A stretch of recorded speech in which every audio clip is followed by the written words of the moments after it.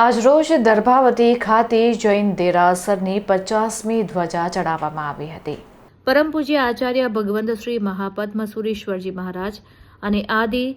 70 સાધુ સાધ્વીજી ભગવંતની નિશ્રામાં શેઠ શેરીના ભાઈઓ બહેનો તેમજ સકલ શ્રી સંઘ દ્વારા ખૂબ હર્ષોલ્લાસ સાથે